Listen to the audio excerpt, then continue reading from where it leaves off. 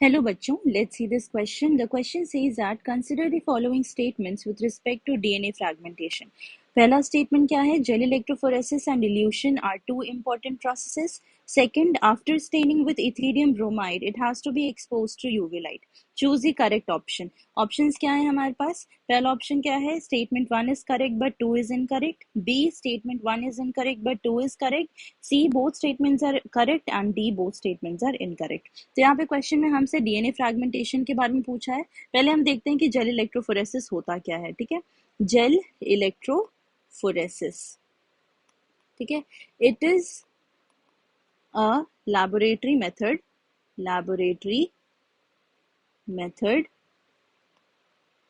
which separates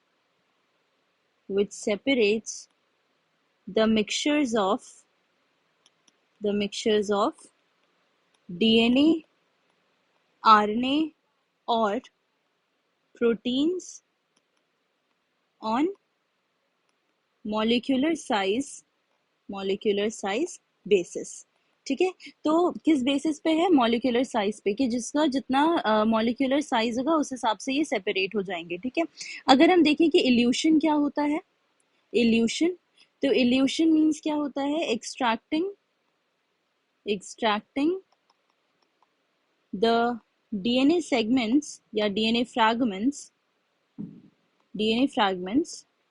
from gel piece.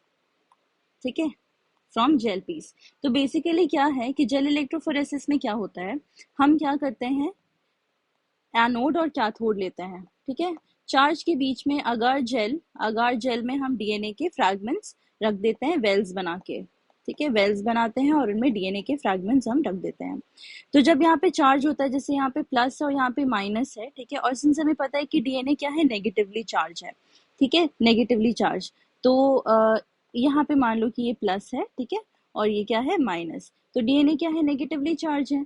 तो जो ज्यादा लाइट होंगे मॉलिक्यूलर साइज या मॉलिक्यूलर वेट के बेसिस पे, ठीक है, मॉलिक्यूलर वेट के बेसिस पे बात हो रही है, तो मॉलिक्यूलर वेट में अगर जो सबसे ज्यादा लाइट होगा वो सबसे ज्यादा अट्रैक्ट होगा. ठीक है, और जो सबसे ज्यादा हैवी होगा वो सबसे कम अट्रैक्ट होगा. तो इस तरीके से हम डीएनए फ्रैगमेंट्स को सेपरेट कर लेते हैं. तो अब वो जेल पीस में है, तो जेल पीस से हम उसे क्या करते हैं, एक्सट्रैक्ट करने को क्या कहते हैं, इल्यूशन कहते हैं. तो ये दोनों ही इंपॉर्टेंट प्रोसेसेस हैं डीएनए फ्रैगमेंटेशन में. ठीक है, हमारा पहला स्टेटमेंट बिल्कुल सही है.